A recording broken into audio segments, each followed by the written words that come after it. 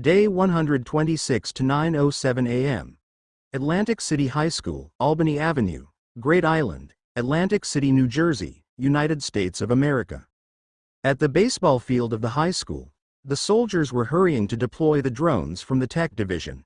Unlike the ones mainly used by the monitoring division, these had built-in technology being able to autonomously search and recognize potential targets. In terms of utility, these new ones were better than the usual drones. However, due to the technology used in this experimental drones, it was not optimized yet for energy efficiency. Due to the apocalypse, even the military had a limited amount of electricity for usage. Thus, they refrained from using these new drones unless it was an urgent situation or an emergency. One of those situations was happening right now. An unknown character suddenly appeared in their area of operation. They needed to determine if it was human or not, or if possible, an enemy or an ally. The state, no, the whole country was in peril, and the military had less than the amount of time they needed. As such, at these kinds of unforeseen circumstances, they had to use their best methods to end it immediately. Unknowns to them, they were launching the drones in the wrong direction. To make the drones more energy efficient, they were programmed to activate their sensors in the vicinity of the main island. This, however, made the drones fail in detecting the shadow sitting on the oval of the high school. Sitting on the viewing seats of the sports oval of the high school, Mark watched the soldiers do their job. Mark was using the little bit of recharged energy from the photokinesis mental crystal to gather a bit of information inside this military base. He managed to locate this place by following where the droves of drones were coming from. Still, Mark felt troubled as to why these soldiers were coming after him when he definitely did not do anything wrong. So, nowadays, even a tourist will be chased by the military, isn't it? Mark spoke the question out loud. After all, he was already found. Not by the drones, though, but a military squad composed of 7 people. A group of mutators, and they were definitely strong, stronger than normal mutators, at least. With that question, the mutators that were trying to surround him stealthily were surprised. First, it was because they were experts, and it was easy to track their movements. And second, the invisible enemy did not even turn around or move to be able to see them. On the other hand, Mark shrugged his shoulders. He got used to seeing the military in his country that he forgot that the soldiers of other countries were different. In the Philippines, Mark seldom heard of their soldiers being equipped with high-tech equipment. Even though drones were now introduced to the military, the models and specifications of these drones were too outdated. Because of these reasons, Mark could not help but think that this could either be that the government could not afford to fund the military or that them being outdated was on purpose. Even on media and news broadcasts, one of the most memorable first news broadcasts made using a drone was made using a private drone personally owned by the newscaster and not the company. That was how outdated the Philippines was in terms of technology. Not only in the military but also in other aspects of the country. On the other hand, the soldiers of larger countries like the US were fully equipped with gadgets and things that would ease the difficulty of their missions. It was pretty much like this squad that found Mark. None of them seemed to have the ability to see him. However, they were all equipped with thermal and infrared goggles. As they were also found out, the squad gave up on stealth and aimed their weapons at Mark. "Show yourself." A good-looking woman wearing a tight military suit and was holding a .45 caliber pistol shouted. Now, it was not hard to determine who was the leader of this group. The commotion created by the squad suddenly popping out of nowhere and aiming their guns at a blank space was seen by the other soldiers. Of course, they were mystified as they were not informed of anything about this situation. Some immediately took caution as they seemed to realize that something was wrong. The others immediately called their superiors on the radio to report. Things were already escalating, and he was already found out. It was not like he did not do it on purpose. If Mark really did not want to be seen, it was not like they would be able to. Thus, Mark returned the photokinesis mental crystal into the psi crystal, and his optica camouflage automatically deactivated. It revealed his current tattered look as his clothes had holes here and there. It did not bother Mark as to say, it was the result of his battle with the Great One. If not for Crimson turning into his armor and protecting him, most of his clothes might have turned into dust, if not all of it. To the soldiers, however, these tattered clothes made him look like a survivor trying hard to strive in the apocalypse. Nevertheless, none of them lowered their guns, even in the slightest. Furthermore, the way he appeared alerted the elite squad even more. "Who are you? What are you doing here?" the same woman asked as he slowly closed in. "Why are you asking me?" Mark replied in a manner that he did not even put their guns in his eyes. "Your drones had been looking for me and disturbing me. Now, you ask me what I am doing here." After hearing those words, the woman was surprised. She turned to one of her subordinates. "Hurry, call Major here." But before the subordinate could nod his head, a reply from another direction came. "No need. I'm here." It was Major Maguire, the officer in charge of this military base. Even though the major replied to the woman, his eyes were fixated at Mark. Mark, on the other hand, was still sitting on the viewer's seat. "Sir, it's definitely him. The one we saw in the monitoring drone." The soldier beside the major whispered, making the latter nod in agreement. "Recall the drones we deployed. There's no need for them now." "Yes, sir." The soldiers around immediately ran off to fulfill the orders given to them. Then, the major turned towards Mark. "Who are you, and what do you want from us?" The major asked as he stepped forwards and stood beside the leader of the elite squad. "Why are you asking me? I should the one asking. What do you want from me?" That was a very rude question that made everyone choke. Nevertheless, the major could not refute it. Major Maguire understood that this person in front of them came here after being disturbed by the drones they sent. In the least, the man did not seem to be a new threat. That was good enough for now. "Ahem." The major coughed to clear his throat. "We want to ask some questions. Is that possible?" Hearing that, Mark immediately nodded. It was what he also wanted to do, ask some questions. "I also have questions. I'll answer yours if you answer mine," Mark said as an offer. As it had no conflict with what the major wanted, he immediately agreed.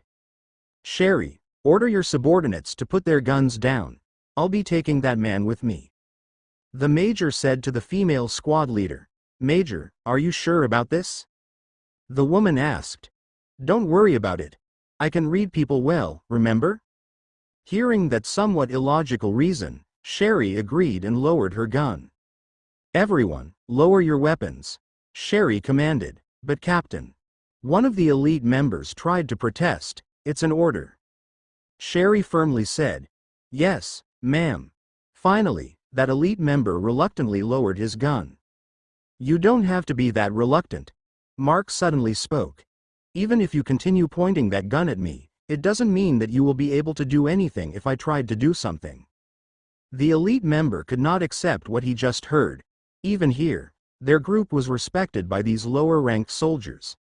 The ridicule from a single beggar-looking man was too hard for him to accept. Thus, getting overwhelmed by his emotions, the elite member raised his gun once more and fired to everyone's shock. "Stop!" Sherry and Major Maguire shouted. However, it was already too late.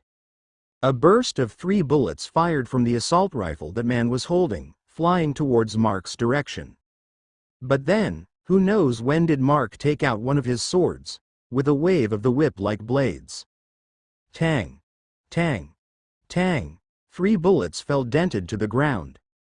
Then, Mark vanished from where he stood. The next thing that everyone knew, Mark was already standing behind that elite member that fired his rifle. The blade of the whip-like sword curved around the neck of the elite soldier. "So, how many pieces do you want to turn into?" Mark asked without looking at the soldier behind him. The soldier could not speak as he was already overwhelmed in fear.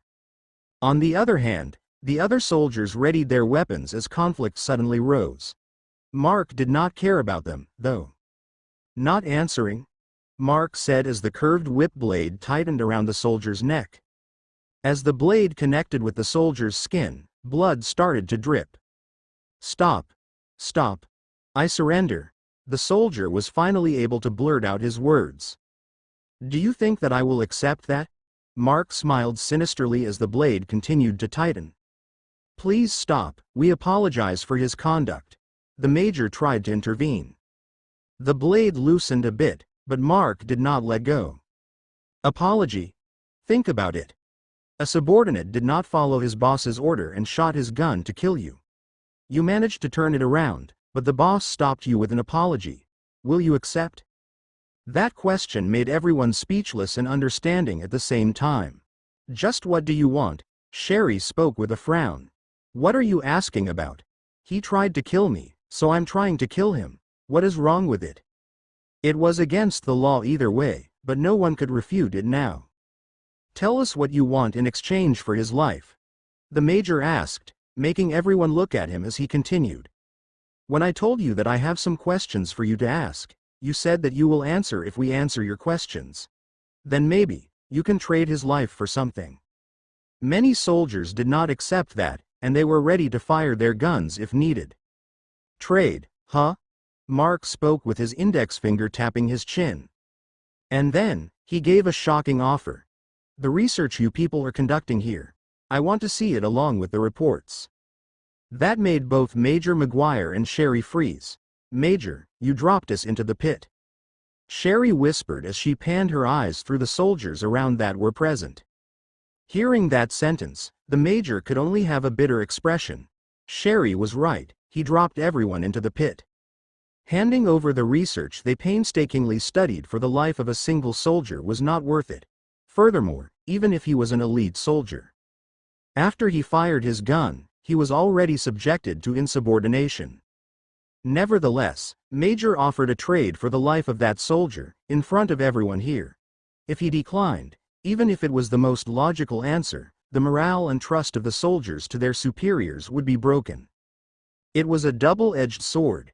Either side that hit the soldiers would wound them severely. Thus, there was silence as everyone waited for the Major's answer. Major, just agree to him. I don't mind if others learn about our research. A voice interrupted. As everyone turned their heads towards the source of the voice, there was a young man in scientist clothes walking from the direction of the school building. The young scientist turned at Mark, and the latter did the same. Sure enough, a troublesome character appeared. Day 126 to 10:26 a.m. Atlantic City High School, Great Island, Atlantic City, New Jersey, United States of America. The violent commotion ended peacefully with the words of that young scientist. In this military base, there were 3 heads. First was Major Samuel McGuire, the officer in charge of the military and the soldiers. The second was Captain Sherry Yorkshire, the leader of the elite forces and the assault squad. And lastly, Professor Alpha Alston, the young scientist with a mysterious background. Whether the soldiers or the scientists in this military base, none of them knew where Alpha came from. Even the first meeting they had was when the young scientist was personally endorsed by the government to be the research leader of this base. As Professor Alston had direct connections to the government, even Major McGuire could not do anything about his decisions. In a sense, that mysterious young scientist was the real leader of this military base. Right now, Captain Sherry and Major Samuel walked together with their subordinates towards the prepared conference room. Of course, rather than a conference, what would happen was nothing but an information exchange. The Major brought 2 of his young subordinates to gain more experience. Well, he just wanted to bring one, but the other pestered him to come along. He might have ignored the young soldier if not for the fact that the hard-headed young soldier was his youngest son. In fact, this son of Major McGuire was far from being a real soldier. However, as undergraduate cadets were drafted because of the outbreak, it led to the current situation. Dad, we have more soldiers and the enemy is just one person, why are you afraid? The son, Maurice, gabbed. And to answer that, Major Samuel turned to the other soldier accompanying him. It was no one else but Private James Andrews. Andrews, answer him. The Major said. Complying with the order, James turned to Maurice. First, because the aggression started with us. That man might have trespassed our base and are supposed to be shot on sight, but since Major already proposed a deal they agreed upon, We're at fault at what happened earlier. Second, what are we here for? We're tasked to gather information because we know nothing much about the infected. Just like that man, we know nothing about him. Unnecessary aggression will lead to unforeseen circumstances since we lacked intel. James returned to look at the front. Just like what happened earlier, both Major and Captain got trapped in a sticky situation. Though we don't know whether it was intentional or not. Hearing those words, Maurice frowned. He did not like that he was being lectured by a soldier just 2 years older than him. Nevertheless, Maurice could not refute the things said to him. All he could do was maintain silence. Major, are you sure of bringing your son? This meeting can become dangerous. Captain Sherry asked. You don't have to worry. Maurice might still be green, but he's special. The Major replied in a way that was quite hard to understand. It made the captain and the other soldiers with them confused. On the other hand, Maurice looked at them with a smug expression. Nevertheless, before the others could even discipline him for his arrogance, the Major beat them up to it. It did not take long, and they arrived in the conference room. The conference room was unnecessarily large, with just a few people inside. Furthermore, the only people that were going to sit around the 24-seater table was just 4 people. In the conference room, Mark was already waiting. In fact, he almost fell asleep as he waited. Nevertheless, it was not surprising that it would take time since everyone, aside from him, needed to prepare their pieces. The Major and the Captain already arrived, but the head scientist was still not here. And looking at the seating arrangement, even without using his emphatic abilities, Mark knew that the soldiers were wary of him. Mark was seated at the furthest end of the table. On the other hand, the 2 soldiers were sat close to the other end. Finally, the young scientist arrived with a briefcase. Surprisingly, he only had 2 escorts, and both were not soldiers. Without hesitation, the scientist sat close to Mark in front of the shocked Major and Captain. Then, in front of everyone, the young scientist pushed the briefcase he had towards Mark. Mark looked at the scientist with a frown, and the latter just returned it with a smile. That is the summary of all our research. I hope that will satisfy you. The scientist said with a smile. Surprisingly, Mark could not detect any odd fluctuation from the scientist, indicating that he was not lying. Mark opened the briefcase that was not locked at all. Inside the case was a stack of papers. It made him turn towards the scientist once more. He said that it was a summary. Yet, it was as thick as a grade schooler's textbook. Giving me all these without hesitation, what is your intention?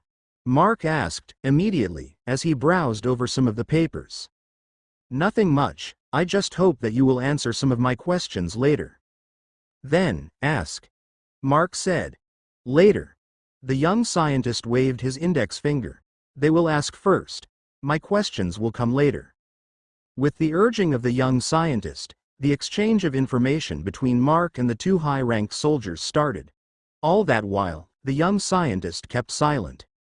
Of course, the first step was introductions.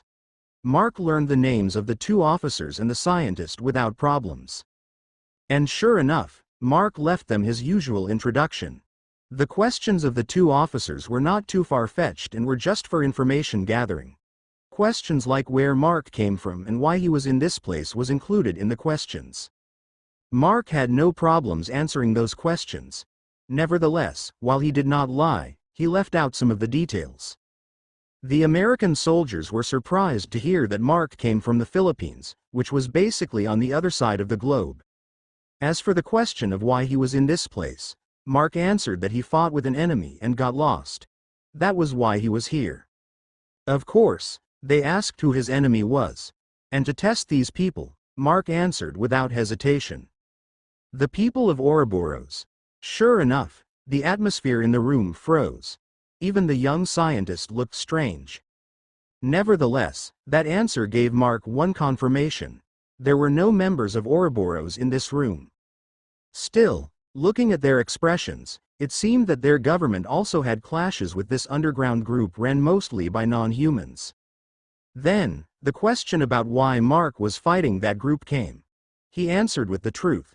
It was because the Ouroboros tried to meddle with his country, but he got on the way. More questions seemed trivial but had goals of trying to reveal the meaning of Mark's obscure words. Nevertheless, they were careful enough not to blatantly ask for more details from his answers. On the other hand, Mark asked about the goal of the military and why they seemed to have abandoned the survivors in Atlantic City. Sure enough, that question gave a bad taste in these honest soldiers. It was not like they did not want to, but they could only follow the orders of their superiors. Then, an unsightly wave of anxiety coming from these soldiers swept towards Mark. This made him speechless. No wonder now. Mark noticed since he came here, but he did not see any non-combatant in this place aside from the scientists. With this feeling, it was very likely that they were sent here for the mission while their families were held somewhere else. As long as they were alive, and they fulfill their missions, their families would be kept safely by the government. If not, who knew what would happen? It was a cruel world, after all. Aside from that question, Mark learned about the differences of terminologies between the Philippines and here. Mutagen here was called gene virus, and mutators were simply mutants. The evolvers were called enhanced humans as the people call them that. Fortunately, the infected remained infected. Mark's second set of questions, however, surprised everyone else in the room. It was because he started asking about the survivors in Bali's hotel casino. Considering that they were surveying the whole city as per their mission, it was very likely that they were also observing the survivors remaining in the Atlantic City. Sure enough, Mark got some answers he wanted, especially about the man called Morgan. He was Louis Morgan as per the database of the military. Apparently, he was among the persons of interest remaining in Atlantic City. It was because he was not only a mutant, but he also displayed supernatural abilities. The major sent his subordinate to fetch the profile of the man, and Mark received it after a few minutes. Learning about the person made Mark's eyes lit up, but he also sighed. This Louis Morgan was the inheritor of the man called Gordilius Eflaria, the trusted general of Fried's father, the former king. Gordilius was bitten by the infected during the disaster at the castle, where most of the royals were killed. The general almost died, protecting the former king. Unfortunately, the king died, and he lived. He gained the ability to manipulate rocks, shaping rocks into bladed swords or hurling the rocks as projectiles. After Fried took the throne, Gordilius followed Fried, promising himself that what happened to the previous king would not happen to Fried. Unfortunately, the monster that destroyed Arealis came, making him unable to fulfill his oath. It was quite a powerful ability if used and was trained properly. Unfortunately, reading the records, Mark found out that Morgan more than passed Fried's criterion.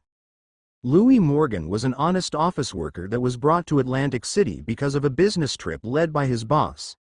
It seemed that it was not of goodwill, however. Even though he was a proper employee, that boss of his treated him as an errand boy. Furthermore, bringing him to gatherings only to be subjected to racism because of his color. Nevertheless, Louis Morgan never gave up and remained lowly even though he was not just a regular human. Furthermore, when the outbreak came, the first thing that Morgan did was save some people. In fact, more than half of the current survivors there in that casino hotel was saved by him. It was a bummer for Mark. He thought that he could get it back. Still, it was surprising that these soldiers had this much information, even the background and what Louis Morgan did before the outbreak was included. Sure enough, the information gathering of a larger country was top-notch. It could not be compared to Mark's third world country and its military force. The exchange of questions continued.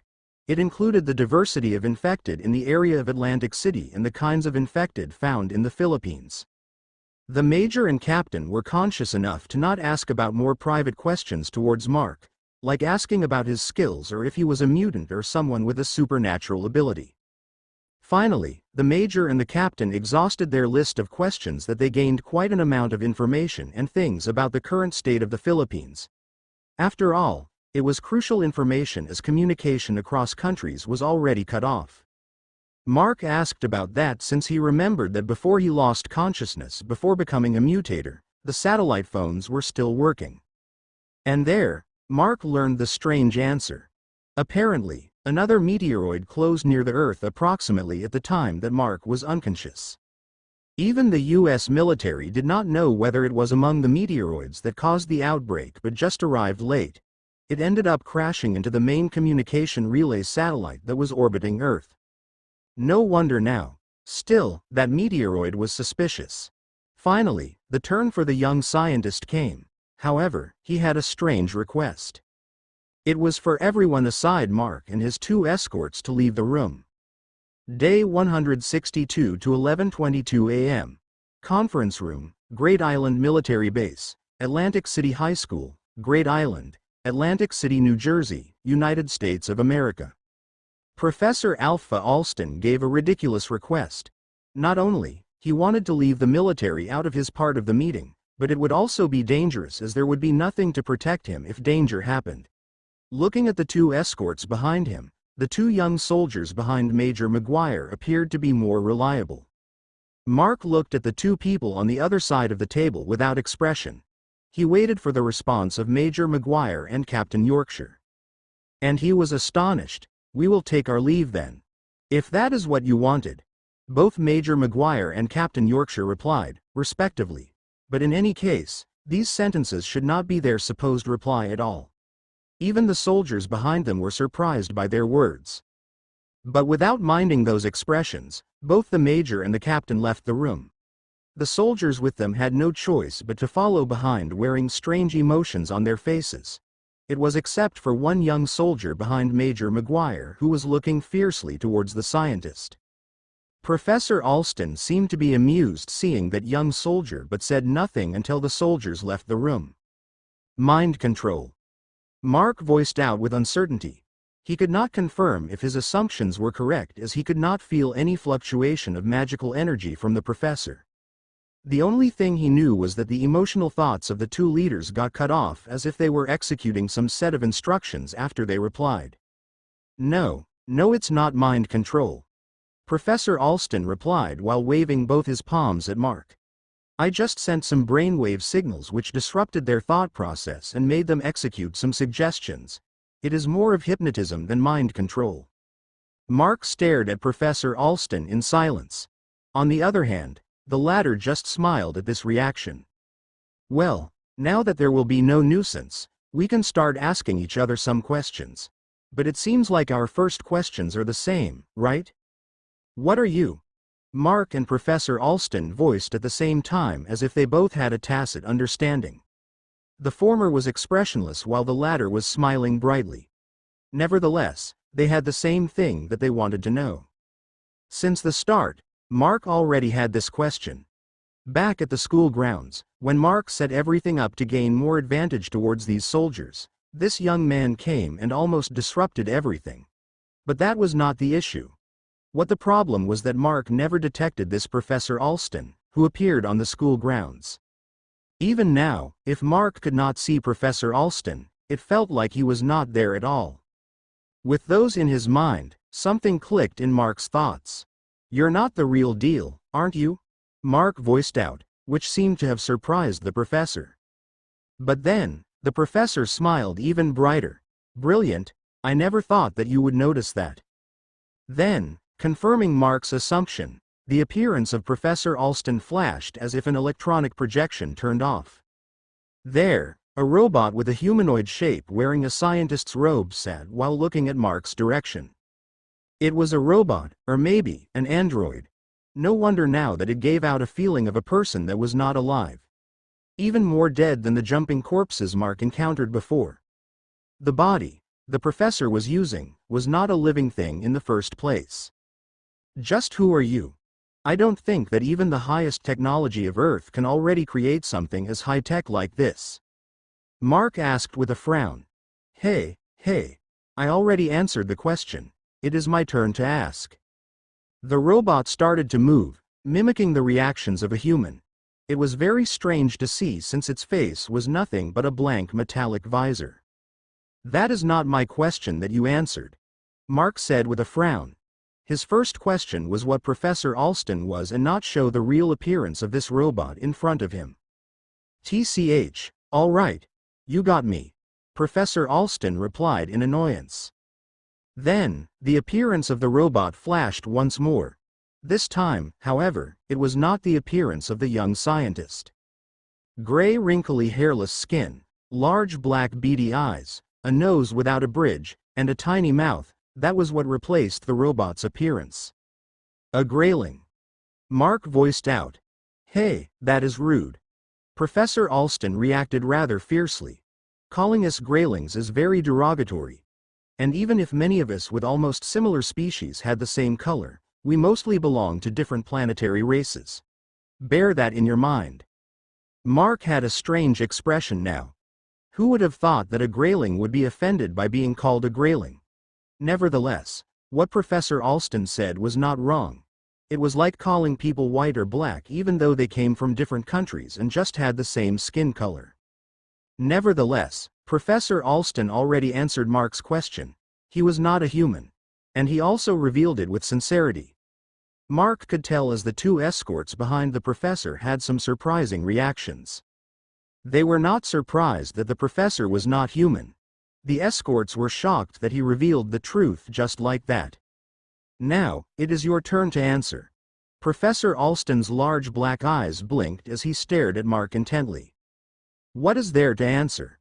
I'm human, at least, for the most part.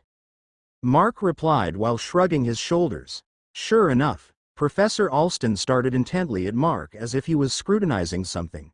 In truth, he was scanning Mark's body. Mark knew of it as he could feel a strange feeling enveloping his body. Nevertheless, he had no qualms about it. Even Mark himself was curious as to what he ended up becoming. But then, the already wrinkled forehead of Professor Alston crumpled even more. What did it say? Mark asked. Professor Alston seemed to be surprised that Mark would notice. Nevertheless, he was more focused on the result of the scan. Unidentified. The professor replied in a serene tone. The escorts turned towards Mark with surprised expressions. On the other hand, Mark almost choked after hearing that answer. Although he already expected it somehow, the result still gave a surprising effect. In a straightforward meaning. If you were human before, then, you already left the plane of being human or any existing species. Hearing that, Mark nodded with another shrug. You don't seem very surprised. Professor Alston asked with curiosity. Two people already told me something similar before, and that was even way before I became what I am right now. Mark replied. He had no problems sharing that. Nevertheless, it piqued the professor's interest in Mark even more. Still, you don't seem very surprised when I revealed myself true identity. It felt kind of unfair. Professor Alston voiced out. The mood swings of this person were quite unpredictable. Mark thought. It gave this alien a personality inclining more to mad scientists. On the other hand, Mark was not surprised since he was mostly incapable of such emotions, more so in front of strangers. There was no need to put up a front either. Furthermore, an extraterrestrial being manipulating a robot would pique interest in Mark more than surprise or shock. So, why is an alien here pretending to be a scientist? Mark asked as it was already his turn. Isn't it obvious? We are cooperating with the US government to fight off the outbreak. It was a surprising answer. Mark could not deny it. This answer meant that the US government had ties with the extraterrestrial all along. So, the rumors about Area 51 and other things are the truth. Mark voiced out. Unexpectedly, Professor Alston laughed about it. Are you talking about that decoy base? That question from Professor Alston made Mark confused a bit. Then, the professor continued. Area 51 is nothing but a military base that serves as a decoy to gather attention. Don't you think that a base built as secretive as possible will be easy to find out? You think that if the US government is really testing alien technology, they would allow others to see or allow some leakage to happen? Everything is done on purpose. The more that humans suspect that base, the more that they neglect other places. It became easier for us and the US government to cooperate that way. And what cooperation is that? Mark could not help but blurt out. Hey, it's my turn to ask. Never mind. It is not an answerable question anyway. Professor Alston shrugged. I have no authority over that information. I'm only here to study the gene virus. Mark was a bit disappointed. Nevertheless, it could not be helped. Other countries' private matters were not that much to his interest anyway. In any case, the existence of Professor Alston here concluded that even the aliens were interested in mutagen. Or maybe, they already experienced it in other planets and were trying to find answers. Mark and Professor Alston continued to exchange questions like how Mark did with Major Maguire and Captain Yorkshire. The only difference, however, was that the professor's questions pointed more on Mark's existence. He was asking about how he became like this despite being formerly human and other things related to his unidentified classification. Other than that, Professor Alston had no qualms in sharing information that was under his jurisdiction, and sure enough, Mark learned more than he should be able to. Unexpectedly, the aliens were also aware of Ouroboros and the spirit races. Hearing that Mark had demon blood in him, the professor started to mumble about the existence of magical races. It gave Mark the opportunity to ask if magical races also existed on his planet. Mark was given an unexpected answer. Their planet did not have them, at least, the native species did not. However, there were other planets with twisted physics and laws which allow the existence of unknown energies, matter, and physiques for the beings living there. And so the thing humans called magic existed in some of those planets. And in fact, Earth was not the only planet that was inhabited by human-like species. There were others in other galaxies too. It was just unlike other alien races. The ones with similar evolution chains as humans tend to have slower growth in terms of technology. Thus, it was more impossible for human aliens to visit Earth unless for special circumstances. Mark felt a bit refreshed conversing with Professor Alston. Unlike the exchange with the two soldiers, the professor aimed more on his interest and there were no constraints about the topic. And to describe the professor's manners, he was more of a curious being than a scientist who only wanted the truth to revealed. The conversation led towards Ouroboros at some point. Unexpectedly, the aliens would not interfere in that matter even with their current cooperation with the US government.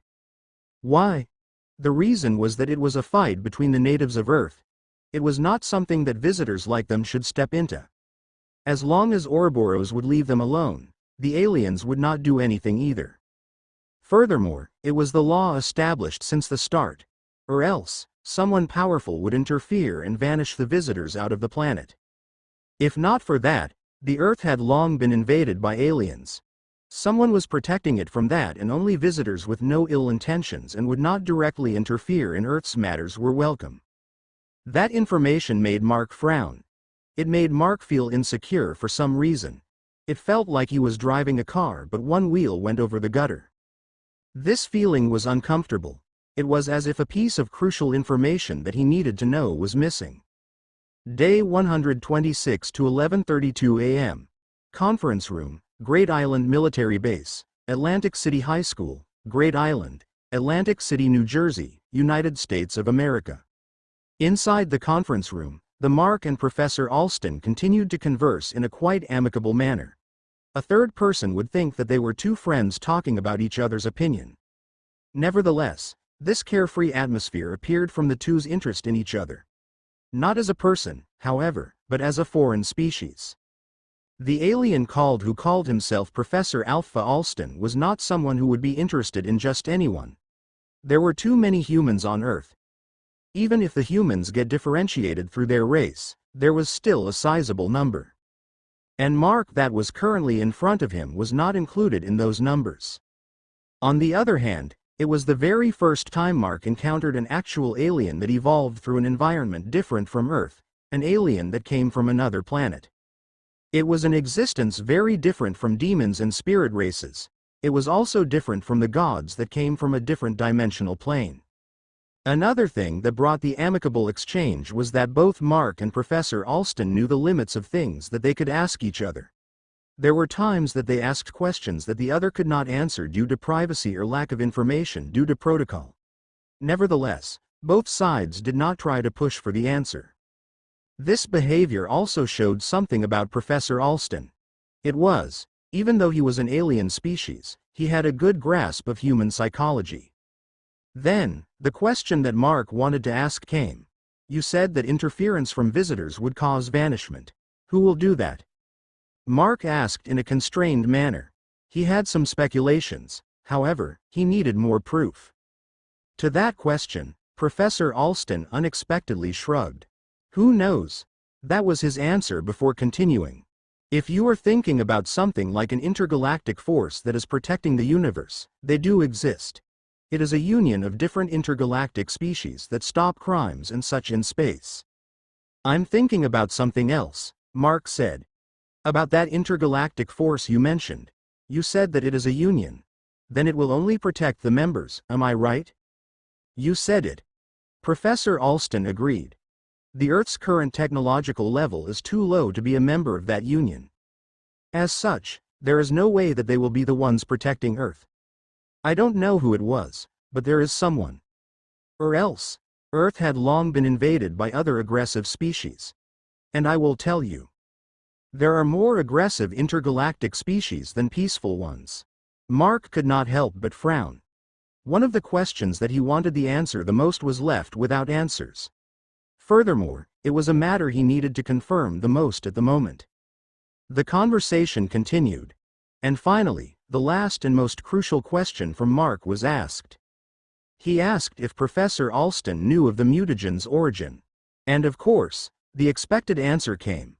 No, that was why this alien professor was here in the first place. To study this strange mutagenic effector, or so they called it. Remember that intergalactic union I mentioned earlier? One of the reasons they will not protect Earth if it was attacked, especially right now, is because they are busy about things on their side. And here, Professor Alston revealed a piece of shocking information.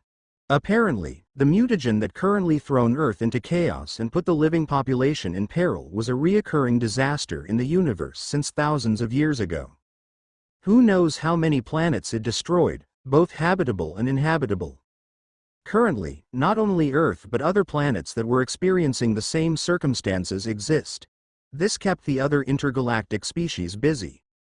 And the worst thing about this, in all these thousands of years, no cure was found for this so-called mutagenic effector. In the first place, there was no way to find a cure if it was not a disease in the first place. The mutagenic effector had both qualities of a virus and bacteria on Earth. However, it also had traits of similar things that were not discovered on Earth because of its current technological level. Furthermore, aside from spreading like a zombie virus, the characteristics of the mutagenic effector varied from planet to planet. It was rare for the same kind of effect to happen in two different worlds. It was like how it created psychics in Arielles and physical mutants on Earth. There were also planets where only flora or fauna was affected by the mutagenic effector. There were those that only small insects or those with only one race on the planet were affected. Mutagen was an unpredictable existence. The most important thing, the mutagen, or mutagenic effector, was undetectable in its initial state. In fact, no one that had seen its initial state before entering a planet's atmosphere had been found. No specimens were existing either. Fortunately, there was only one way that mutagenic effector would enter a planet's atmosphere. It was through a meteor exploding in the atmosphere. There were already other planets who knew about this and prepared thoroughly. They installed intercepting mechanisms that would destroy any incoming meteor or any other space debris that would enter their atmosphere. And of course, it was not worth it. The number of meteors hitting the atmosphere of a planet could not be counted at all. Trying to destroy everything did not only drain the planet's resources, and they became more vulnerable to other disasters. Furthermore, some still fell victim to mutagenic effector after they used up their resources. There was no cure, no way to prevent, and its source was not known. A planet falling victim to mutagen was only up to luck, and Earth faced its unlucky streak. Mark engraved all the information he heard in his subconscious. With the last question and answer given, Mark stood up. Well, that's all I wanted to ask for now. That is all, huh? I still have tons of questions. But I guess, I can't pin you down onto your seat. The professor said with a carefree smile on his gray-colored face. Hearing that, Mark only nodded his head once before turning into a streak of black mist that seeped through the gaps of the door of the conference room. In an instant, there was only Professor Alston and his two escorts left in the room. "What a rude human." One of the escorts finally spoke after staying silent all this time. "You're not any different, Uno." The other escort spoke, reprimanding the first one. The latter was obviously irritated. However, the first escort kept calm. "Uno," Professor Alston said as his face flashed, turning from the gray alien face to a handsome young man. "That thing is not human, remember that." At this moment, the amicable expression of Professor Alston was gone. What was left was a stern and cold expression that could make anyone shiver. "Yes, Professor," Uno respectfully replied. "What a strange specimen. I really wanted to keep him," Professor Alston said with a creepy expression. "Then, Professor, why didn't you try to manipulate his brainwaves?" The other escort, who used the alias Segundo, spoke. To that question, Professor Alston turned to Segundo with a frown. "Do you think I did not?" Hearing that, both Uno and Segundo had surprised expressions. Sending suggestions by altering and sending brainwaves directly into another was an ability of their race. It was undetectable unless there was some brainwave detection apparatus nearby. However, with the current technological level of Earth, it was easy to do it without getting noticed. "Then, Professor," Uno said with hesitation, "it did not work?" "Obviously, it did not," Professor Alston started shouting. The two escorts kept silent at this scene. Sure enough, both of them were used to this. Professor Alston was no in this place in his own volition. He was tasked to by their superiors. His interest in the mutation that happened on Earth kept him sane in this place. Though in fact, Professor Alston was the most insane researchers in their fleet. He could control himself in front of others, but when no one was around, his true personality would come out frequently. For him to behave like this after exchanging information with that strange man, meant that he was not satisfied with what had happened. And for his ability to not work flared his ego further. While Professor Alston was flaring with anger, the two escorts just hoped that the man that left just now did not detect what their boss tried to do. After all, Mark was an unknown existence. Of anything that anyone could be afraid of, the unknown was the most frightening. Mark fled the Great Island military base as soon as he went out of the conference room. His face was serene, and there was no doubt that he knew what the professor had been trying to do. Furthermore, it was not just once but many times.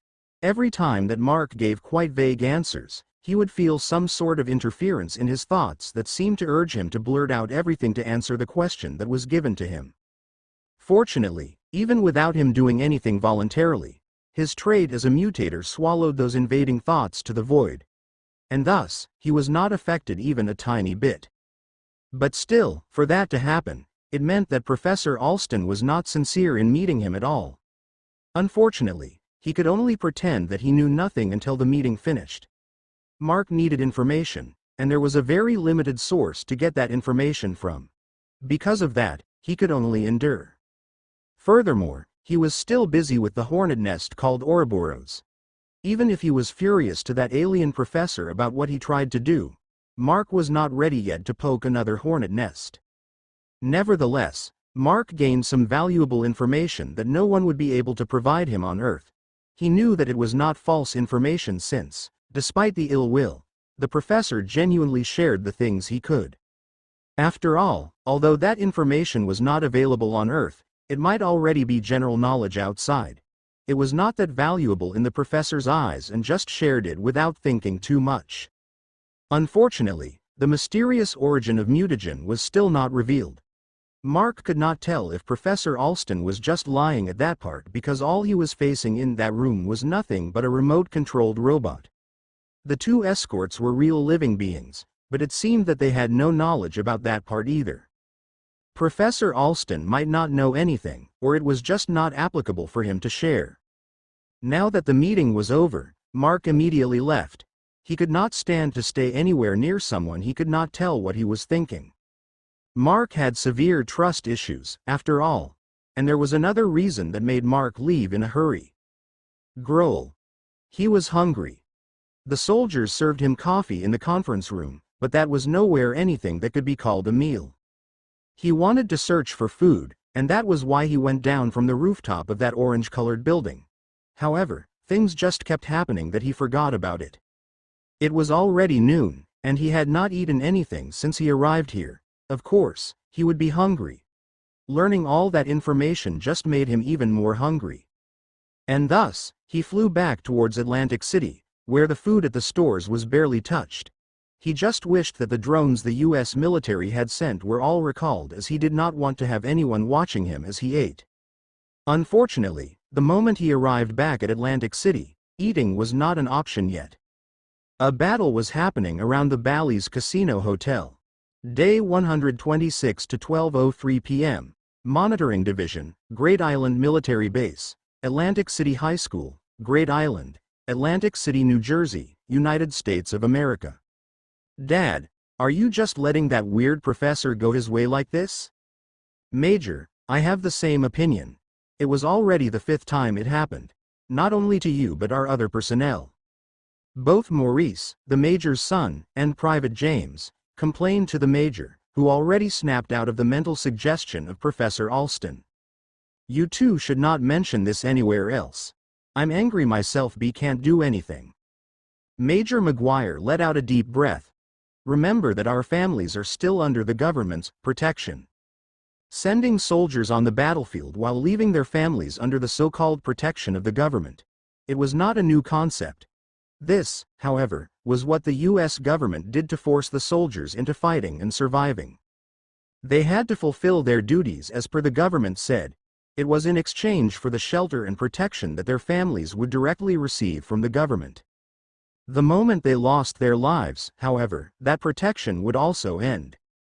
After their death, the family members they left behind under protection would be sent out to a settlement that had lower security and more prone to the attacks of the infected compared to the protected area. Thus, the soldiers could only strive to survive while fulfilling their duties to ensure that their families would not have the worst fate after their deaths. Nevertheless, in this outbreak, not everyone was always lucky to be able to return and reunite with their families. In the worst case, they would still be able to reunite with their loved ones. In the afterlife, that is.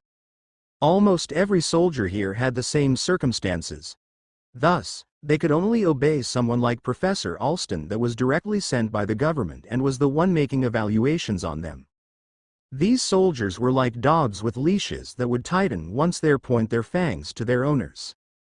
Hearing those words, both Maurice and James shut their mouths. The Major was right, and it was the worst thing if what they were saying was heard by Professor Alston. Anyway, Maurice.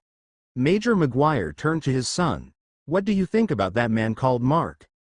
As the topic was shifted, Maurice spoke once more. This time, however, his eyes and expression were serene. Dad. I'm taking the words I said before the meeting back. That man. Don't try to mess with him. Hearing that evaluation, Major McGuire nodded. That man sure has an eerie atmosphere around him. No, Dad. Maurice shook his head. It's more than eerie. I don't think that even if we sent all the soldiers in this base. No, even all the soldiers in this state. We won't win. Those scary words from Maurice made Major McGuire and Private James Andrews freeze in their steps. That was not a good claim at all. It was hard to believe. However, Major McGuire trusted the words of his son.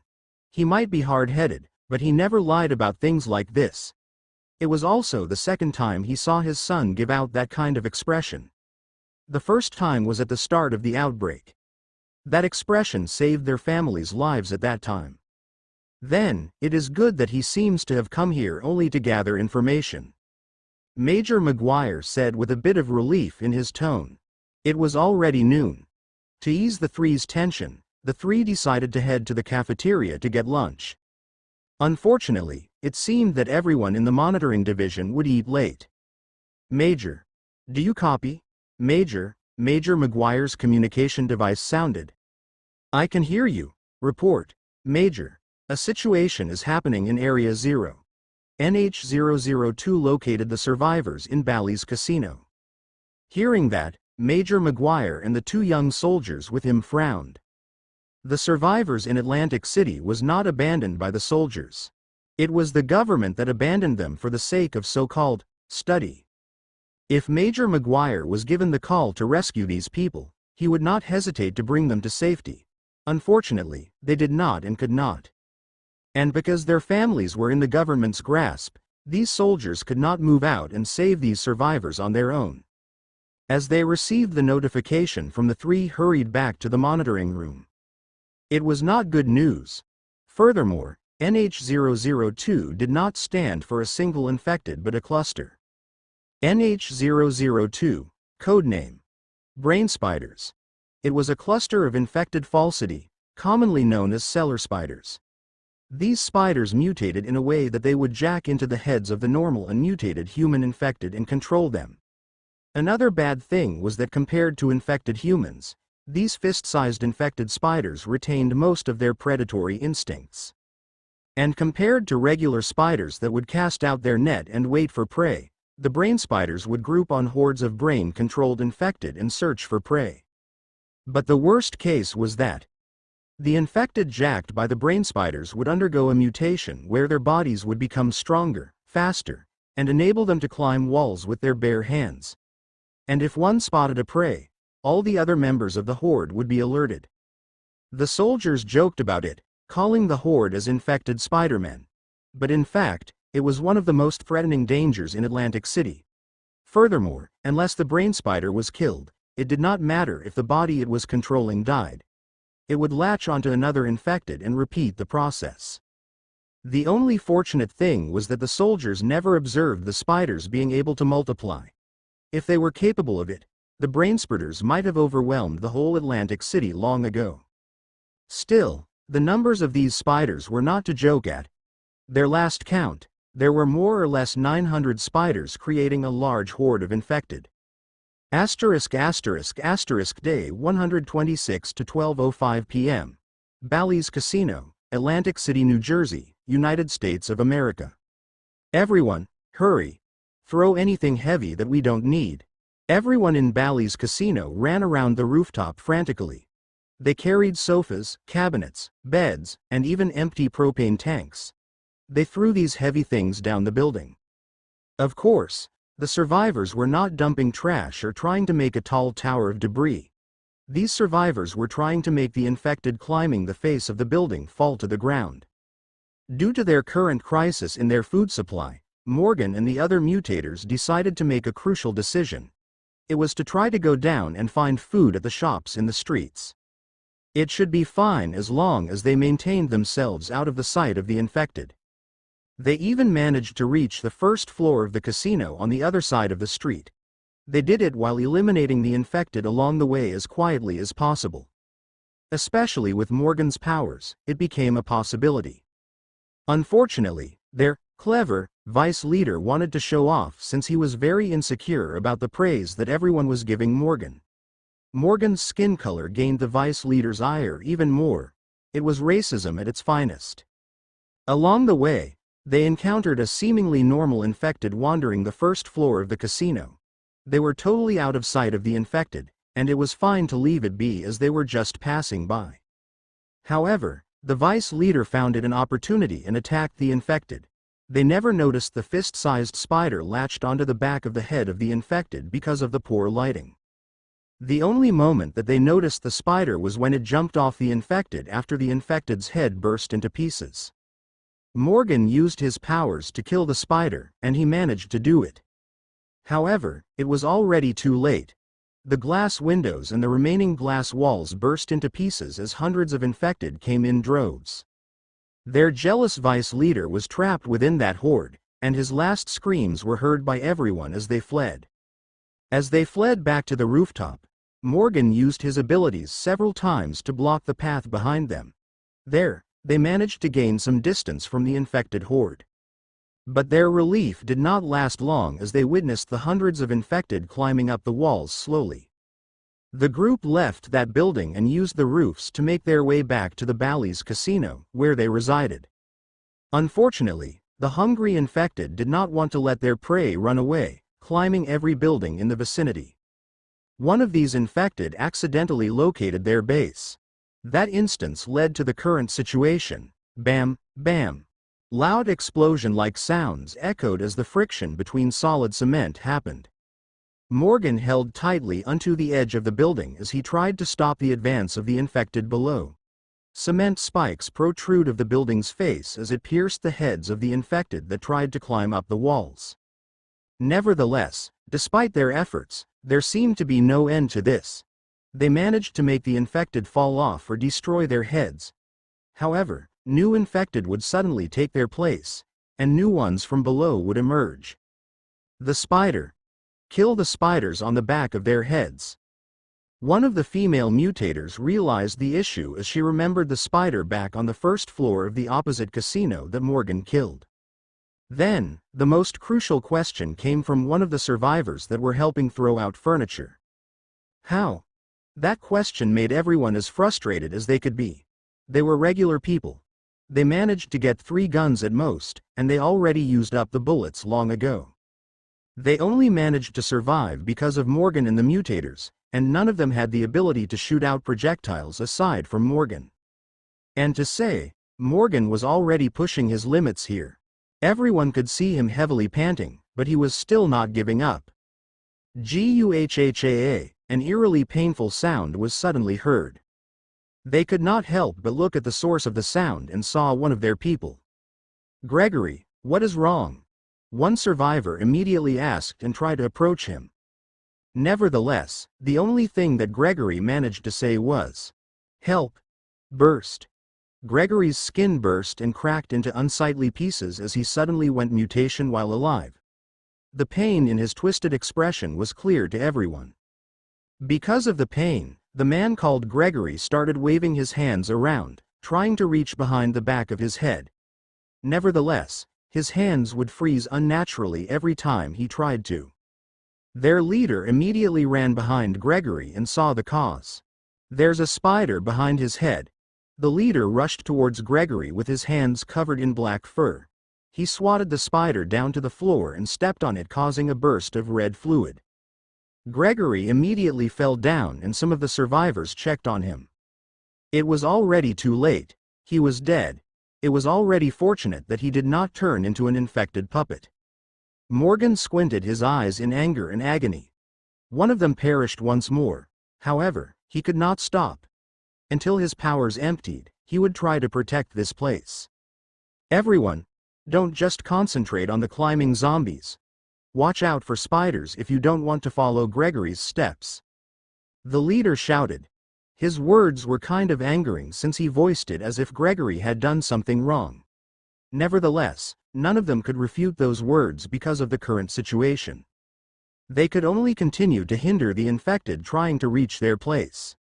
None of them noticed, there was a man with bat wings at the roof of the tower where they lived, watching everything unfold while munching on some luxury chocolate from a box. Day 126 to 12:15 p.m. Bally's Casino, Atlantic City, New Jersey, United States of America. Mark munched on the chocolates from the box on his hands. From the appearance of the box, it seemed to be some holiday chocolate box. After all, the outbreak started several in December, about 2 weeks before Christmas. Of course, items like this were usual inside untouched shops. And since shops aimed for the rich filled the casino and hotel area, this was some luxury assorted chocolate with gold decorations. It was something that Mark had never tasted before. That was why he was quite enjoying the food while he watched the deadly situation below. Below, the group of survivors was doing their best. Unfortunately, in front of almost 1,000 mutated infected army, it was far from enough. Despite their efforts, it would not be too long, and the infected would reach the roof they were standing on. And at that time, they would have drained all their energy already. Mark turned his head as he detected some movements. Sure enough, the situation was being watched by the soldiers at Great Island from multiple angles. Drones wandered around the area, whether it be on the air or land. The drones just kept enough distance so that regular people would have a hard time detecting them. Especially with the current situation, The survivors would not find the drones since their attention was on the attacking horde. Cough. Cough. Morgan. Are you okay? One of the two female mutators rushed towards Morgan after he had a coughing fit. Morgan was already wasted. He could not even reply to that question. Nevertheless, he did not fall. Holding tightly onto the ledge of the rooftop, he glared at the incoming infected below. Stretching his left arm forward with his palm open wide, 7 spears made of cement detached from the face of the building. Shoom. Shoom. Shoom. The spears launched at a speed of a tank cannon, tearing holes on the bodies of the infected that it passed through. Several dozens of infected fell off from the room because of the spears. Morgan succeeded in pushing the line of climbing infected back several floors. Nevertheless, cough, cough, splat. Morgan gave out another coughing fit. This time, he started coughing out blood that splattered before his feet. Morgan. Many of the survivors around could not help but feel shocked at that scene. At the same time, they felt touched. Everyone here was in danger at this moment, and Morgan was not holding anything back to protect everyone. Despite the blood dripping from his mouth, Morgan did not stop. He was about to stretch his arm forwards once more. Fortunately, the female mutator caught that arm and prevented Morgan from moving. Morgan, it's enough. Your body can't hold it anymore. I'm fine. Felicia, let go of my arm. No. Felicia held onto Morgan's arm tightly, not letting go. Morgan was already pale from using his ability far more than he could handle. It was already questionable where he was getting the energy to fire the attacks that started to damage his body. Everyone, don't let Morgan do all the work, hurry up. The leader shouted as he pulled a metal tube from a metal chair with his fur-covered hands. Running towards the edge of the roof, he threw the metal tube with a wide swing. Flying at fast speeds, the metal tube pierced the head of the closest climbing infected. The infected fell, pushing the ones behind it back to the ground. The other survivors continued to drag the beds from the tower out onto the lower rooftop where they stood. It did not take long. Another spider managed to climb up. Fortunately, it was immediately found out before it managed to latch on anyone. Still, killing 1 or 2 spiders would not stop the horde. It was just making the situation worse.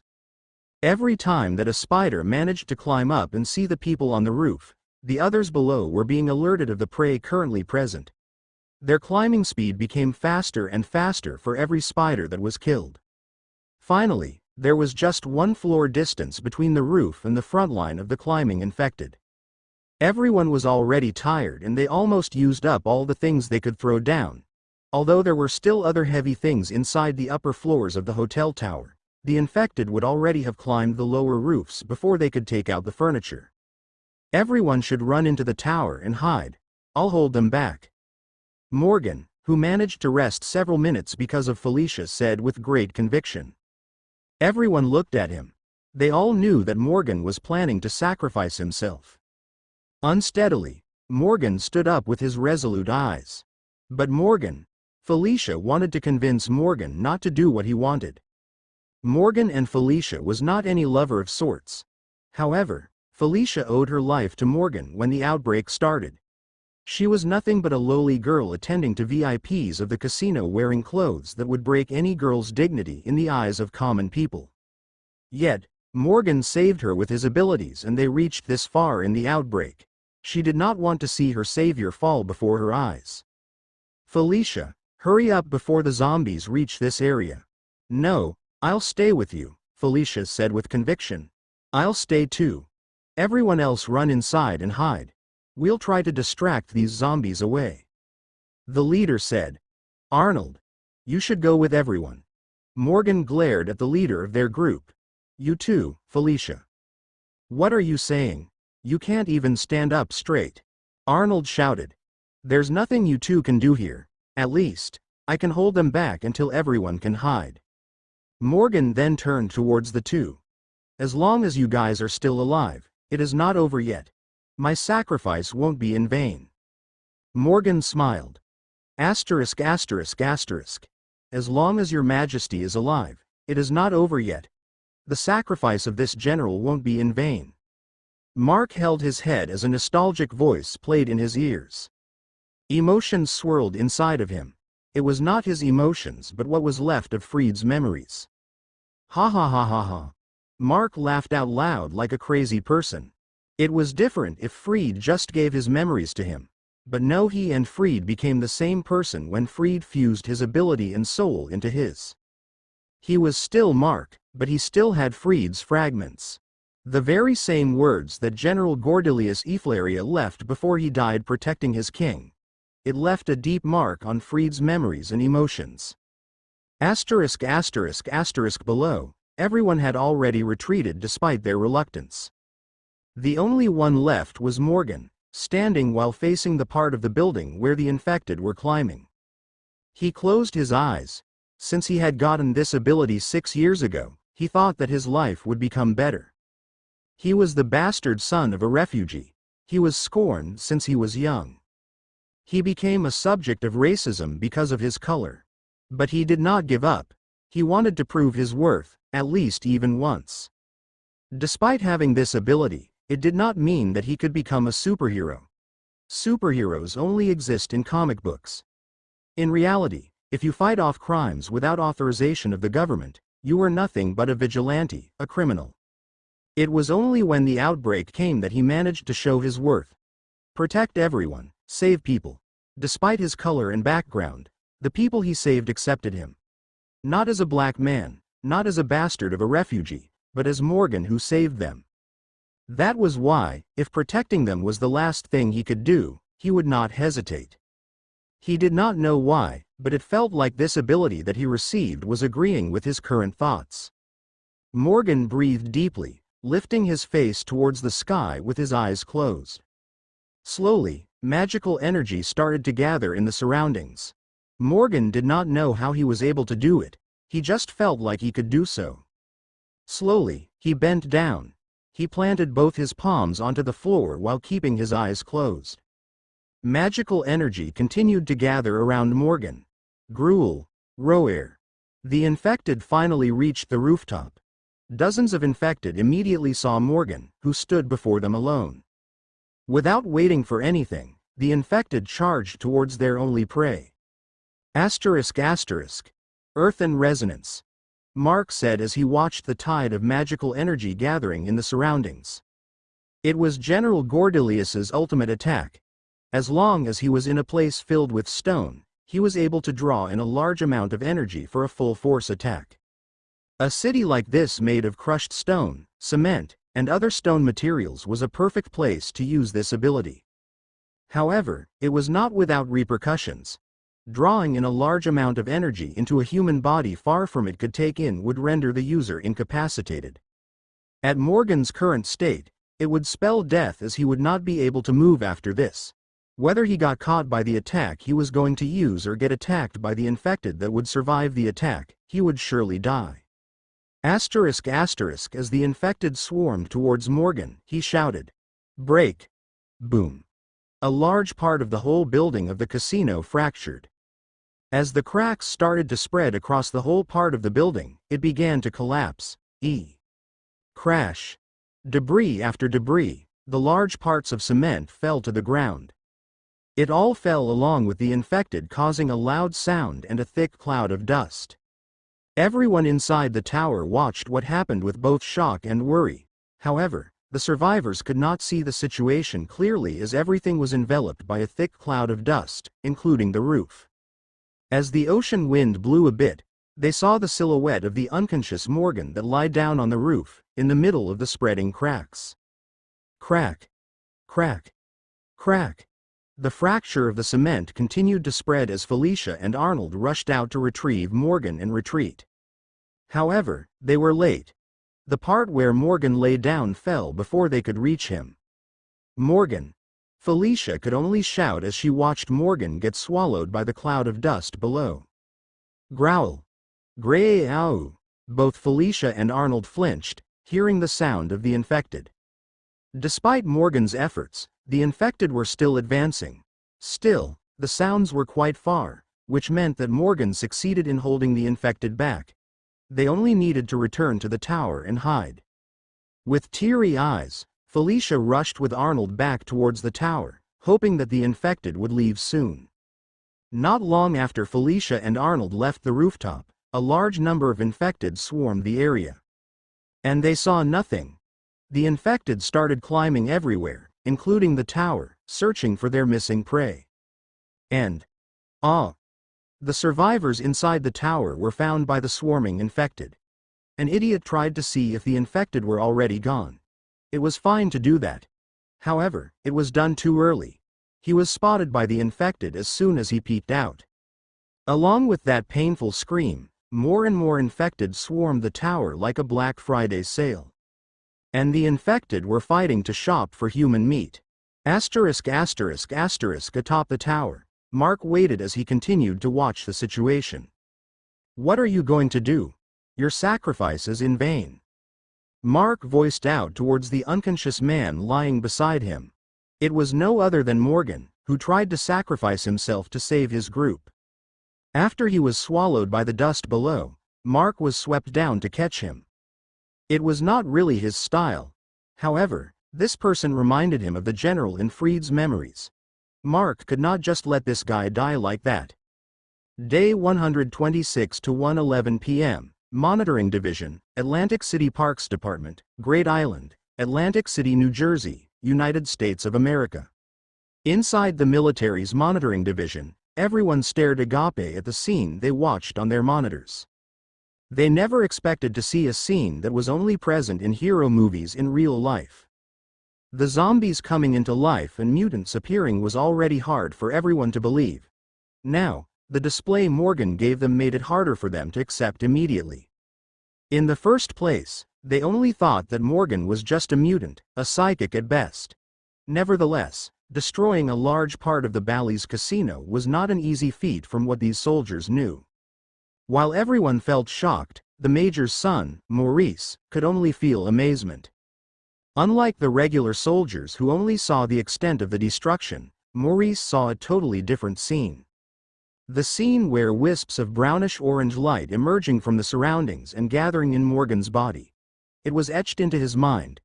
As the building collapsed, the blinding explosion of light deprived him of his sight for a few seconds. It was amazing. Unfortunately, the next thing they saw was Morgan lying unconscious on the roof before he was swallowed by the thick cloud of dust below. What a pity, Major McGuire said with a downhearted expression. Many of the soldiers thought the same. With this display, they might be able to appeal to rescue these survivors if they managed to live through this tough situation. But Morgan, who should be the best bargaining chip, had already fallen below. Dad, what are you saying? That black guy is still alive. Maurice suddenly voiced, which caused the attention inside the room to focus on him. Unlike everyone here who could only see what they could see, Maurice could see a bit different from everyone. He could see energies in the surroundings in the form of different colored lights. Just now, when Morgan fell into the cloud of dust, he saw a streak of black energy fly across the cloud of dust. There was only one person that he had seen with that energy, and that person was surely still around. It was definitely that person, and he caught Morgan from that deadly fall. Before Maurice could explain, however, one of the soldiers monitoring the situation cried out. Survivor 011. Louis Morgan is still alive. Switch it to the main monitor. As the Major commanded, the scene on the largest monitor in the room that everyone could see changed. At the rooftop of the tower of the same building, Morgan lay unconscious. And beside him, a person sat on the edge of the rooftop, dangling his feet over the ledge. It was a person with black, tattered clothes, 2 pairs of bat wings, long black hair, and an untrustworthy face. Mark. Major McGuire could not help but voice out the person's name. Now, the Major remembered. Mark asked for the information on Morgan earlier. Nevertheless, his goals were unknown to them. While they watched the monitor in surprise, Mark suddenly faced the screen. Even though they did not know why, they knew that the person on the screen knew that they were watching him. Then, Mark stood up. With a wave of his hand, his whole body was covered with a cloak of black smoke. His right hand stretched out, blood swirled out of his palm. With a showy wave in front of him, the blood formed a large reddish-black scythe. The Grim Reaper. Whoever the soldier that voiced that, everyone could only agree. With a swirl of black smoke, Mark vanished from that place, leaving a trail behind. ******* Day 126 to 1:13 p.m. Bally's Casino, Atlantic City, New Jersey, United States of America. Everyone, run to the higher floors. Hurry! Arnold shouted as he crushed the heads of two infected with his bare, fur-covered hands. They were currently in the hallway of the hotel tower, 2 floors above the lower rooftop. The mutators held the incoming infected as much as they could. The narrow hallways helped a lot in reducing the number of infected coming at once.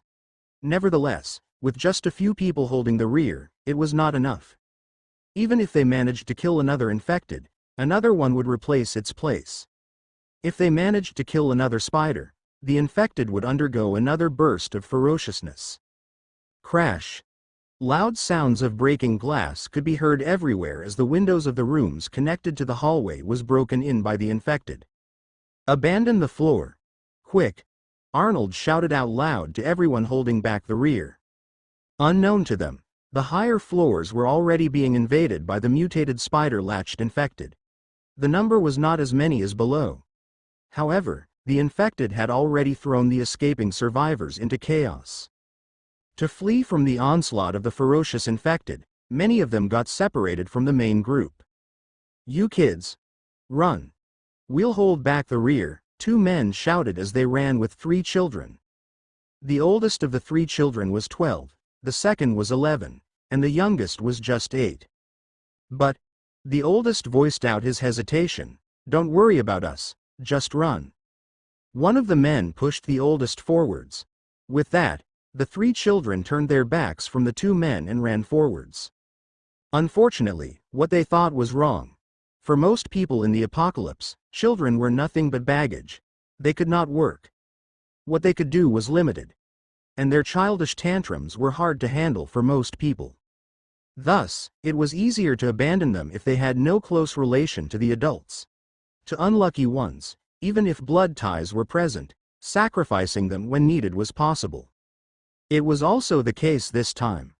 The 2 men voiced it as if they wanted to protect the children. However, when the children turned their backs, the 2 men immediately ran in a different direction and hid. It caused the infected that was running after them focus on the 3 children that were running across the straight hallway. Bam! The oldest child heard the sound of a door closing. This sound never sounded as frightening as before. Turning his head, what he saw was the infected rushing towards them. The 2 men were nowhere to be found, even just as a corpse. The youngest one could not realize what happened. The 2, however, were old enough to realize that they had been used as bait. Nevertheless, there was nothing they could do but run away. On the other hand, the 2 adults hid inside a hotel room, locking the door as they entered. Seeing that the window was still intact, they hurriedly pulled the curtains close, overturned the living room furniture, and created a place to hide. From their relieved faces, they did not even feel guilty from what they did. It was the survival of the fittest, after all. It did not take long, and the sounds outside the door connected to the hallway vanished. They did not even think that it vanished unnaturally. Nevertheless, they did not want to repeat the mistake of the idiot before and hid even with the sounds dampened. But then, crash, crash, crash. 3 sounds of breaking glass made the 2 deaf. Their heads turned to the glass window by reflex. There, they saw 3 infected that were lying on the floor. But what was with the infected's appearance? Instead of looking like they broke into the windows and landed upright despite unsteadily, why were the infected sprawled on the floor? It was as if they were thrown inside. The 2 men had no time to think of anything.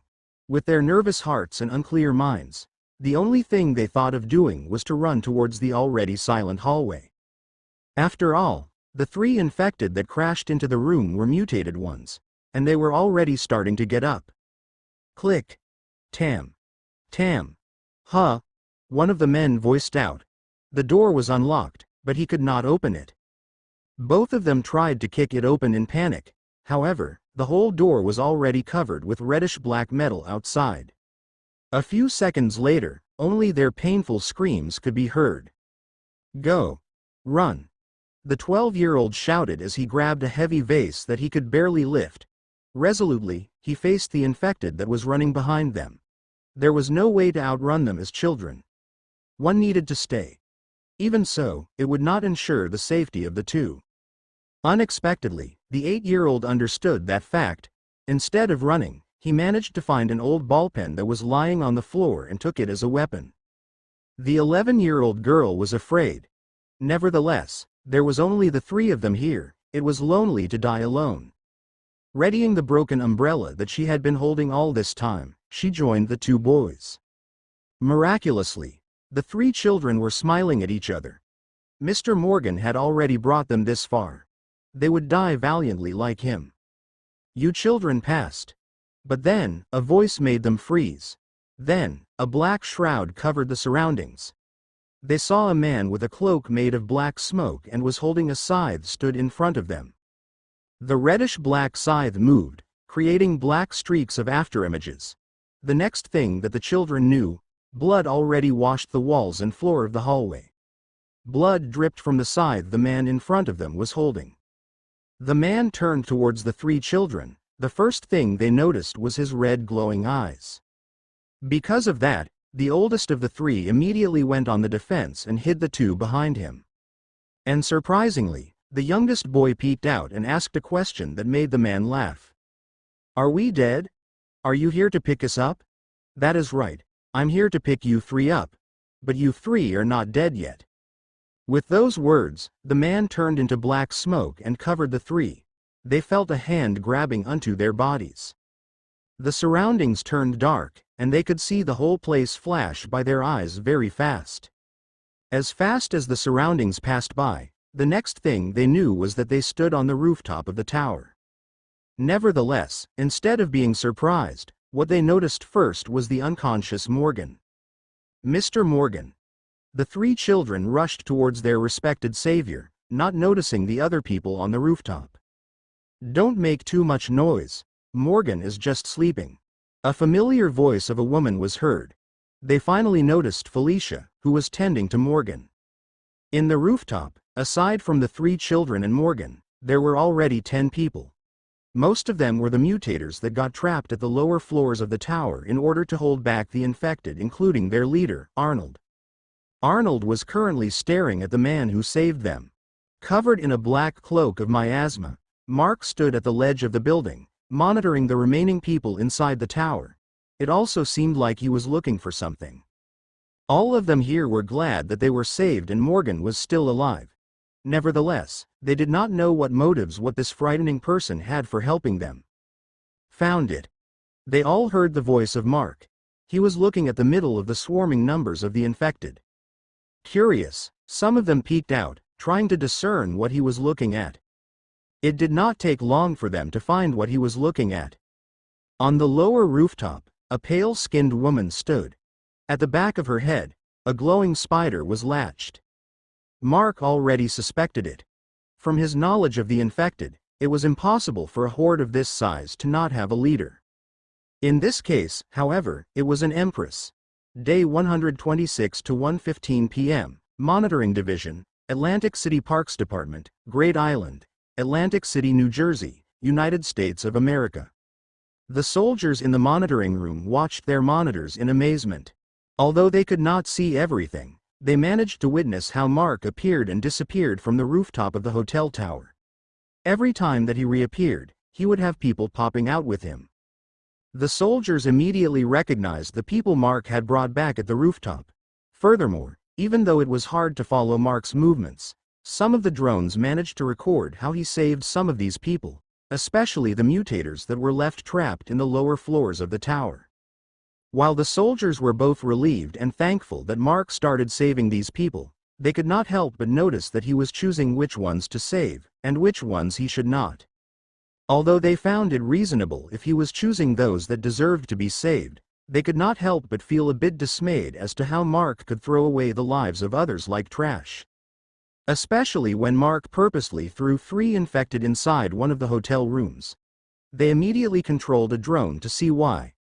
There, the main screen in the monitoring room displayed how 2 men tried to struggle to open the door of the hotel.